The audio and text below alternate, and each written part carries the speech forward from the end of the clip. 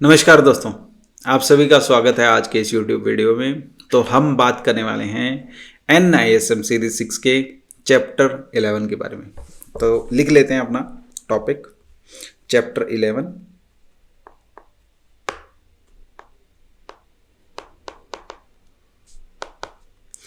ये किस रिगार्डिंग है? बेसिकली डेथ इंस्ट्रूमेंट्स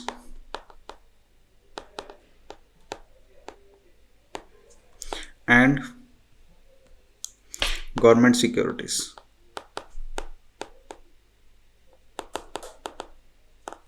तो आपको एक बेसिक इंट्रोडक्शन दे देता हूं कि यहीं से पूरा चैप्टर आपको समझ में आ जाए।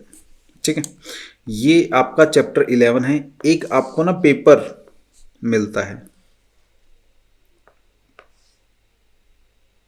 ठीक है। पेपर होता किस चीज का है समझो जरा। पेपर होता है बेसिकली, इसको बोलते हैं इंडेंचर फॉर्म, बॉन्ड इंडेंचर। ठीक है, उस पर क्या लिखा होगा? इश्यूअर का नाम लिखा होगा,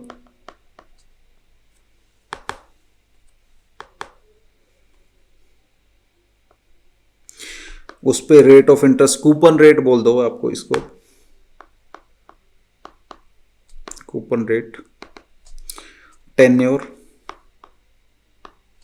डिपॉजिटरी, या फिर बेसिकली मैं बताऊंगा डिपॉजिटरी का नाम क्यों होता है, डिपॉजिटरी। ठीक है, कूपन रेट, टेन्योर, इश्यूअर और सिक्योर्ड और अनसिक्योर्ड।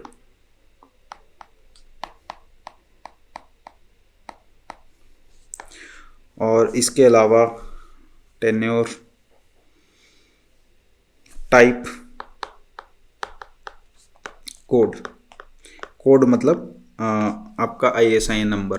ठीक है, ये सारी चीज़ें ना बॉन्ड इंडेंचर में लिखी होती हैं। ये बेसिक इंट्रोडक्शन है, आपको इस तरीके से बुक में शायद नहीं मिलेगा। बुक में बिल्कुल वेग तरीके से बताया गया है, बट आपको अगर इस तरीके से समझ में आ गया तो आपको पूरा चैप्टर समझ में आ जाएगा। ठीक है, पूरे चैप्टर में किस तरीके से है वो हम एक बार डिस्कस कर लेंगे, बट इस तरीके से आप पढ़ोगे तो बहुत आसानी से समझ में आ जाएगा। टेक्निकली होता क्या है, बॉन्ड इंडेंचर क्या होता है? ये एक पीस ऑफ पेपर है, ये ना पेपर है, ये पूरा का पूरा ये पेपर है। ठीक है, ये पेपर है और इस पे ये सारी चीज़ें लिखी होती है। एक कुछ चीज़ें और भी होंगी इस पे, बट टेक्निकली आपको समझ में आ गया कि क्या क्या लिखा होता है। ठीक है, तो ये बॉन्ड इंडेंचर, अब जिस तरीके से IPO अलॉट किया जाता है, देखो IPO किस तरीके से अलॉट किया जाता है। IPO में सबसे पहले इश्यूअर होता है, वो जाता है किसके पास? डिपॉजिटरी, RTA को इन्फॉर्म करता है, सेबी को करता है। ठीक है, डिपॉजिटरी, RTA और सेबी को इन्फॉर्म करता है कि हम ये IPO लेके आने वाले हैं। तो इसी तरीके से यहां पर भी जो इश्यूअर है, ठीक है जी, और ये IPO के केस में सेबी उसको फॉर्म देता है कि ये फॉर्म भर के लाओ, इसमें ये सब डिटेल्स होनी चाहिए। वो एनुअल रिपोर्ट निकालता है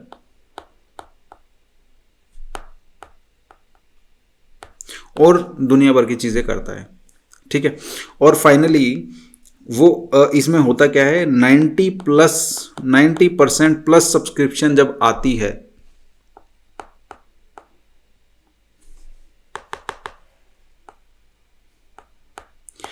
उसके बाद ही IPO सक्सेसफुल माना जाता है। अदरवाइज कंपनी को IPO खत्म करना पड़ता है। ठीक है, ऊपर ऊपर से बता रहा हूँ सारी चीज़ें, इसमें इसकी और टेक्निकलिटीज बहुत होती है। ठीक है, इसी तरीके से इश्यूअर क्या करता है? इश्यूअर बॉन्ड्स लेके आता है। बॉन्ड्स लेके आने के लिए उसको एक ट्राई पार्टी, 3 पार्टी का एग्रीमेंट करना पड़ता है। ट्राई पार्टी क्या होता है समझो जरा। जो कॉर्पोरेट या फिर कंपनी है वो किस तरीके से करती है और गवर्नमेंट किस तरीके से करती है। यहीं पे समझा देता हूँ इंट्रोडक्शन के अंदर ही। कंपनी करती है डिपॉजिटरी के साथ, आरटीए के साथ और ईश्वर मतलब खुद, तीनों के बीच में एग्रीमेंट होता है कि जी हम ये बॉन्ड लेके आने वाले हैं। ठीक है। गवर्नमेंट के केस में क्या होता है, डिपॉजिटरी होता है, आरबीआई होता है और गवर्नमेंट होती है। ठीक है। तो इन के बीच में इस तरीके से एग्रीमेंट होता है। ठीक है जी। अब डिपॉजिटरी, यहां पर आरटीए देखो मैं हाईलाइट कर देता हूं, यहां पर आरटीए का काम करता है, लेकिन गवर्नमेंट के केस में डिपॉजिटरी जो है वो आरटीए का काम करती है। ये खास चीज है। इसका मतलब अगर आपको शेयर्स डीमेट करवाने हुए, डीमेट मतलब डीमेटेरियलाइज्ड या रीमेटेरियलाइज, तो काम कौन करेगा, आरटीए करेगा। यहां पर आरटीए कौन है, कैम्स, केफिन। ठीक है। यहां पर आरटीए कौन है, सीडीएसएल, एनएसडीएल। बेसिक डिफरेंस समझ में आया। डिपॉजिटरी आरटीए का काम करती है, किसके लिए, गवर्नमेंट के लिए। ठीक है। क्योंकि वहां पर अपने ऊपर खतरा बहुत ना के बराबर होता है, क्योंकि ये इस तरीके से डिजाइन है कि भाई कोई भी लाइबिलिटी आए तो डिपॉजिटरी को खतरा नहीं होना चाहिए, और गवर्नमेंट के लिए जो डिपॉजिटरी है वो लाइबिलिटी ले सकती है, क्योंकि गवर्नमेंट इज सुप्रीम, राइट। तो इस तरीके से आप समझो इसको। ठीक है। तो ये सिक्योर्ड चीजें हैं, इस वजह से ऐसा होता है। करेक्ट।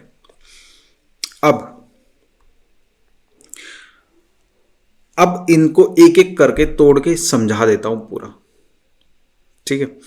ये आपको बेसिक अंडरस्टैंडिंग मिल गई होगी, इश्यूअर क्या काम करता है और किस किस तरीके से ट्राइपार्टी एग्रीमेंट होता है और क्या क्या प्रोसेस होते हैं उसमें।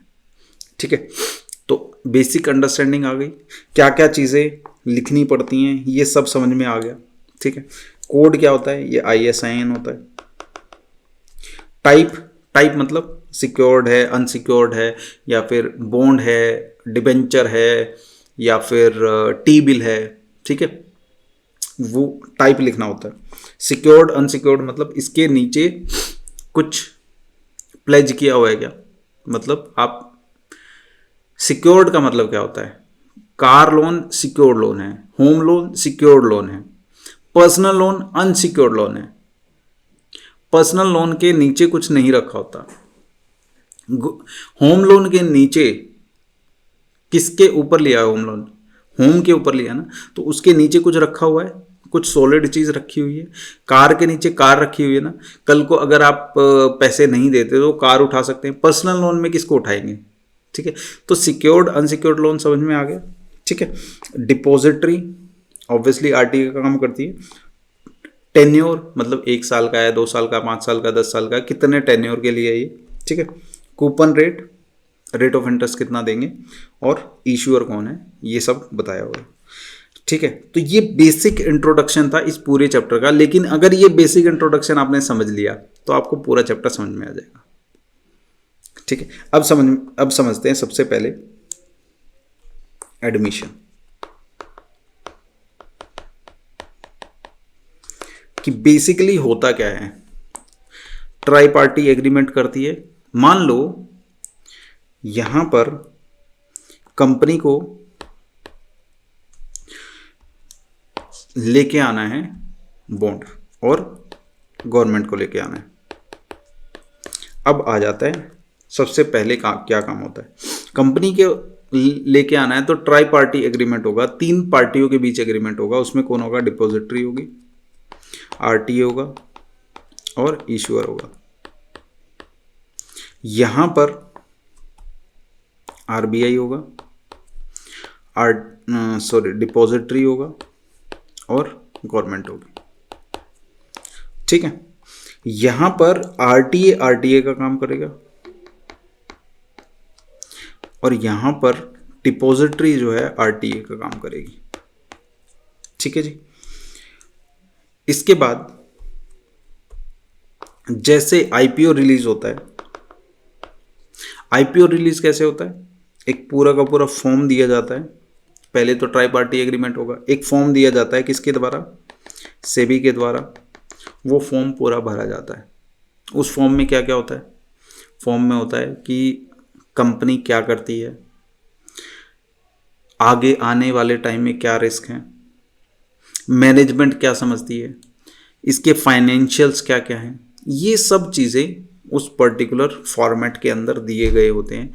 वो रिलीज़ किया जाता है किसके लिए, जो भी इन्वेस्टर है उनके लिए रिलीज़ किया जाता है। ठीक है, तो आईपीओ के केस में ये सारी चीज़ें भरी जाती हैं। सेम वैसे ही सेम टू सेम जब कोई बॉन्ड निकालता है तो उसको भी एक फॉर्म दिया जाता है। उस फॉर्म में बहुत सारी डिटेल्स भरनी होती है कि भाई ये पर्टिकुलर कंपनी ये पैसा ले रही है तो क्यों ले रही है, कहाँ लगाएगी, ठीक है, आपके रिटर्न आने के चांसेस कितने हैं, इसमें रिस्क हाई है कि लो है, ठीक है, ये पर्टिकुलर पैसा जो है वो आपको कितने टाइम बाद वापस मिलेगा, उसका रेट ऑफ इंटरेस्ट क्या होगा, ये सब चीज़ें उस पर्टिकुलर पेपर में दी गई होती है। सेम दूसरी साइड भी वो पीस ऑफ पेपर भरा जाता है, उसमें भी वो सारे डिटेल्स दी गई होती हैं। ठीक है, तो ये दूसरी चीज़ हो गई। तीसरी चीज़ आईपीओ की तरह ही निकाला जाता है। तो यहाँ पर आपको क्या करना होता है, सब्सक्राइब करना होता है, मतलब आईपीओ फिल करना होता है। टेक्निकली डिटेल्स, अपनी डिटेल्स फिल करनी होती है। अब डिटेल्स फिल करना समझ लो सिंपल है, आपका डीमैट अकाउंट होगा, है ना, डीमैट अकाउंट में आपके नेम होगा, मोबाइल नंबर होगा, मेल आईडी होगी, सब चीज़ें होंगी। ठीक है, तो investor fill the detail,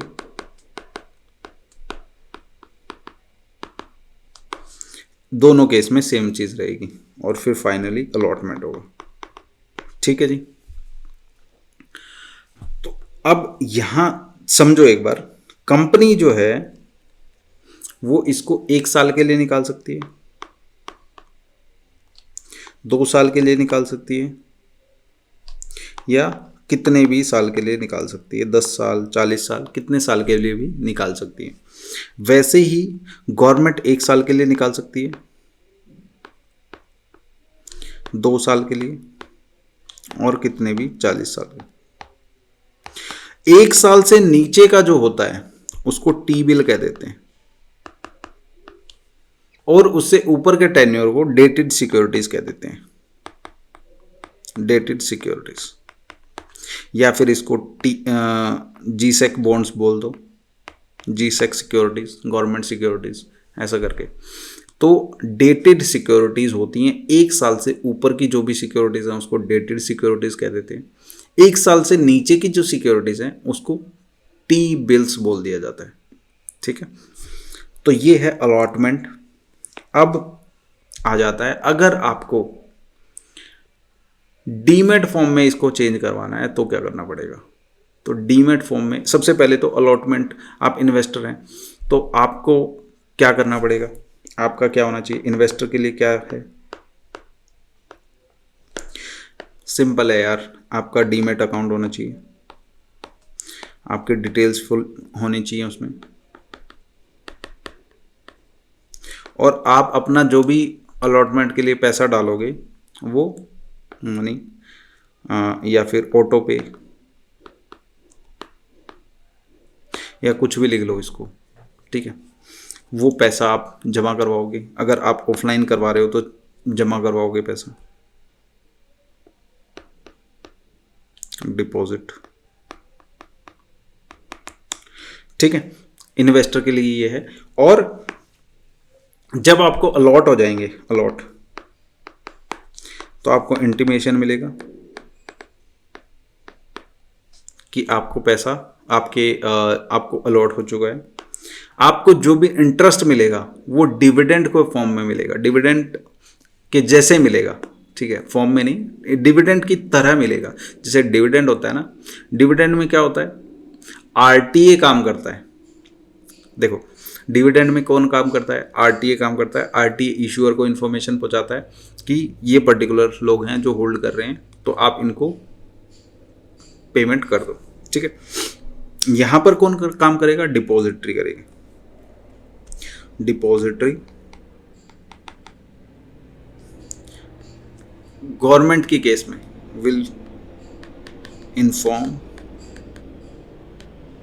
government या आरबीआई कह लो, क्योंकि अल्टीमेटली आरबीआई पैसा भेजेगा।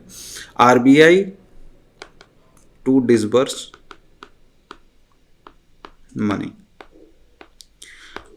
आरबीआई और गवर्नमेंट उसी के अकाउंट में पैसे क्रेडिट करेगी जो डिपॉजिटरी बताएगा। ये लोग हैं, ये वो लिस्ट है जो लोग आपके स्टॉक्स होल्ड करते हैं, आपकी सिक्योरिटीज होल्ड करते हैं, तो इनको दे दो। और ये जो सारा प्रोसेस होगा ये कॉर्पोरेट एक्शंस के जैसा होगा।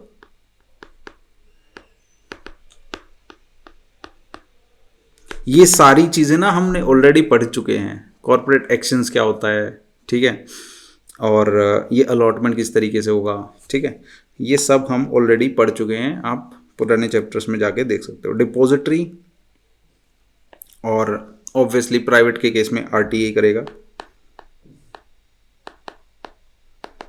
प्राइवेट या फिर कंपनीज के केस में ये सारा काम कौन करेगा, आरटीए करेगा, ठीक है जी।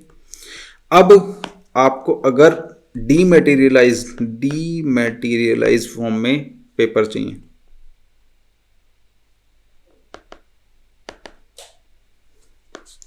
तो आप क्या करोगे, आप आरटीए को लिखोगे कंपनीज के लिए और आप डिपॉजिटरी को लिखोगे सिक्योरिटीज जीसेक के लिए।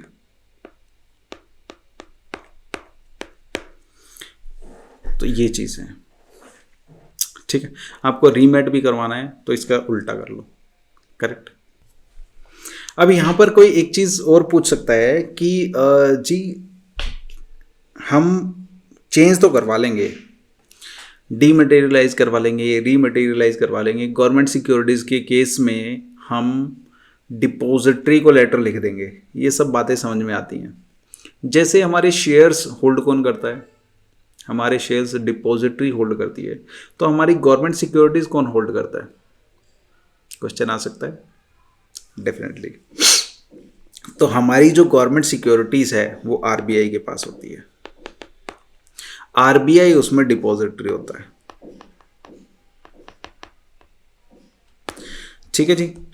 अगर आपको डीमेट फॉर्म टू मतलब फिजिकल से डीमेट फॉर्म में कन्वर्ट करवाने हैं या डीमेट से फिजिकल में कन्वर्ट करवाने हैं, तो यहां पर आपको डीआरएफ फॉर्म भरना पड़ेगा गवर्नमेंट सिक्योरिटीज वाला, और वो प्रोसेस कौन करेगा, डिपॉजिटरी करेगा।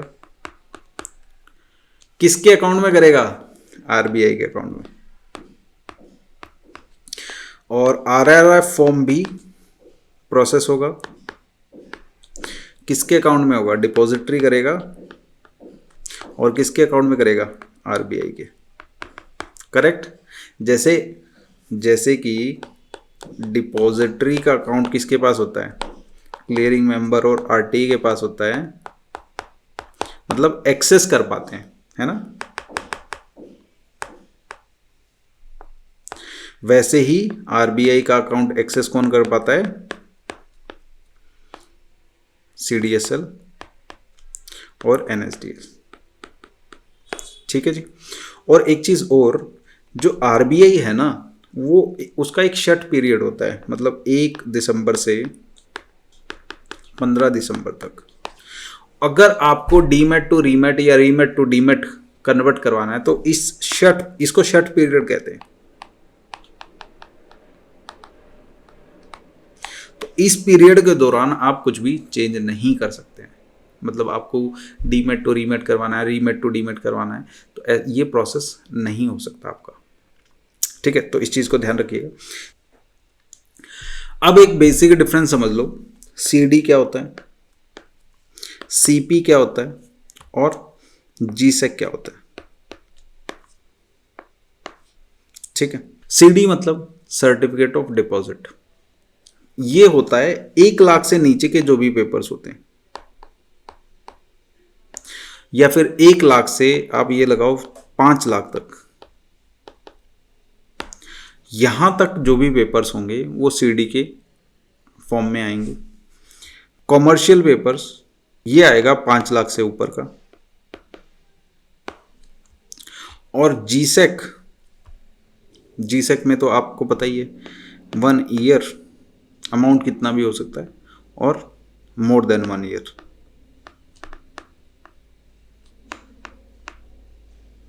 ठीक है, 1 ईयर तक आपको टी बिल्स बोलोगे और इसको डेटेड सिक्योरिटीज। ठीक है जी, तो ये बेसिक डिफरेंस है सीडी, सीपी और गवर्नमेंट सिक्योरिटीज के बीच में। अलॉटमेंट प्रोसेस मैंने ऊपर पूरा का पूरा समझा ही दिया है, इसमें भी सेम तरीके से अलॉटमेंट होगा। ठीक है, अब फाइनली आ जाता है कि आपका टेन्योर पूरा हो गया। मान लो ये था 2 साल के लिए था, और अब 2 साल होने वाले हैं, ये भी 2 साल के लिए था, ये भी 2 साल के लिए था। अब 2 साल होने वाले हैं, तो आप क्या करोगे, 2 दिन पहले जो भी पेपर्स हैं वो आप जमा करवाओगे। Papers deposited to depository participant, depository participant, depository participant. ठीक है, 2 दिन पहले आप इसको प्रोसेस को पूरा कर दोगे कि हमने ये पेपर्स जमा करवा दिए। डिपॉजिटरी पार्टिसिपेंट उस केस में क्या करेगा, आपके अकाउंट को अपडेट कर देगा कि आपके पेपर जमा हो चुके हैं। Account updated, same.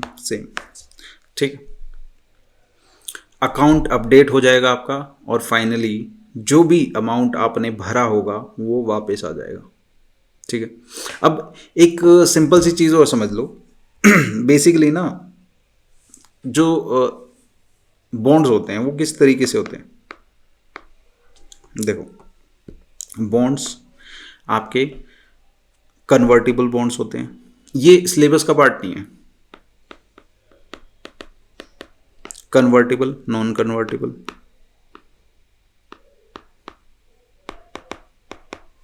ठीक है, इन्फ्लेशन एडजस्टेड। ठीक है, ऐसे करके बहुत सारे तरीके के बॉन्ड होते हैं। कन्वर्टिबल होते हैं कि मान लो अभी आपने 1 लाख रुपए भरे, ठीक है, ये आज 2025 चल रहा है और ये था 2030 तक का। कन्वर्टिबल में आपको ऑप्शन होता है कि आप 30% अपने पैसे का क्या ले सकते हो, शेयर्स ले सकते हो, और शेयर्स उस प्राइस पे मिलेंगे जो 2025 में थे। ठीक है, और बाकी 70% आपका पैसा वापस कर देंगे। 50-50 भी हो सकता है। ये सिलेबस का पार्ट नहीं है, बट आपको समझा रहा हूँ ताकि आपको और ज़्यादा अंडरस्टैंडिंग आ जाए। ठीक है, 70-30 हो सकता है, या कोई भी एक प्रोपोजिशन सिलेक्ट हो जाएगी और वो उस हिसाब से चले। और ये आपके ऊपर डिपेंड करता है कि आप ये लेना चाहते हो या पूरे के पूरे पैसे लेना चाहते हो, तो ये भरा जाएगा स्टार्टिंग में। ठीक है, कन्वर्टिबल बॉन्ड। नॉन कन्वर्टिबल मतलब पैसा ही मिलेगा, मनी। ठीक है, इन्फ्लेशन एडजस्टेड मतलब मान लो आपने कोई इंडेंचर, बॉन्ड इंडेंचर लिया। इन्फ्लेशन एडजस्टेड का मतलब है मान लो गवर्नमेंट ऑफ इंडिया 6% का इन्फ्लेशन बताते हैं साल दर साल, तो 6% प्लस 2% या जितना भी कूपन रेट डिसाइड होगा 8% के आसपास के हिसाब से उसको बढ़ा के, मान लो 100 रुपये का आपने लिया, अगले साल 8% 108 हो जाएगा, अगले साल 8% 116 नहीं 116 पॉइंट समथिंग होएगा। तो ऐसे करके जो भी अमाउंट निकलेगा वो अमाउंट आपको दे दिया जाएगा। इन्फ्लेशन एडजस्टेड बॉन्ड होते हैं। ऐसे करके बहुत सारे तरीके के बॉन्ड्स होते हैं जिनके अलग अलग काम होते हैं और वो आपको अलॉट किए जाते हैं। ठीक है, तो ये सारा चैप्टर था। इसमें आई थिंक सब कुछ समझ में आया होगा आपको किस तरीके से ये, वैसे तो आपको इंट्रोडक्शन ही समझ में आ गया होगा ना, तो पूरा चैप्टर आप पढ़ लोगे। My work here is to make you understand कि आप बुक किस तरीके से आसानी से पढ़ पाओ।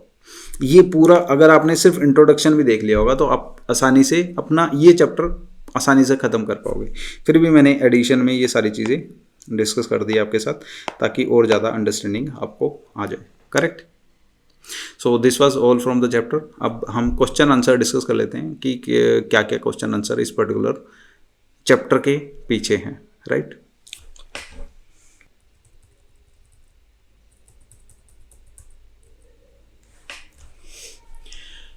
तो यहां पर पहला क्वेश्चन है, who resolves the mismatch during rematerialisation of government securities.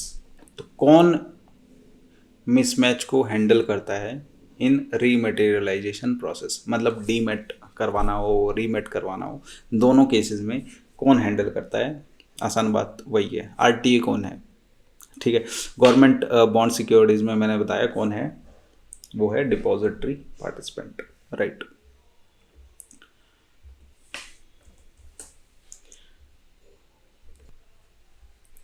तो देखिए सेकंड क्वेश्चन है यहाँ पर, state whether the statement is true और false. An investor in the government securities holding electronic balance in the depository SGL1 account can convert them into physical certificate by the process of rematerialization। rematerialization के process से क्या जो shares हैं या फिर security है वो कन्वर्ट की जा सकती है। डेफिनेटली की जा सकती है, बिल्कुल की जा सकती है। आप फिजिकल कॉपी उसकी बनवा सकते हैं। थर्ड क्वेश्चन है, RBI does not register transfer of securities during which period. तो ये पढ़ा था हमने, शट पीरियड के दौरान जो है आरबीआई रजिस्टर नहीं करता है। ठीक है। फिर फाइनल क्वेश्चन है, what is the maturity period of treasury bills. T bills और डेटेड सिक्योरिटीज दो चीज़ें हमने पढ़ी थी। ट्रेजरी बिल्स जो है वो पर्टिकुलरली 1 साल के टाइम पीरियड का होता है तो उसको टी बिल कहते हैं, बाकी डेटेड सिक्योरिटीज कहते हैं। राइट। तो दिस वर द क्वेश्चन और answers of this particular chapter. I think आपको समझ में आया होगा। Right. Thank you so much guys, enjoy. अगर आपको हमारा कंटेंट अच्छा लगा तो आप लाइक और सब्सक्राइब कर सकते हैं। Thank you so much.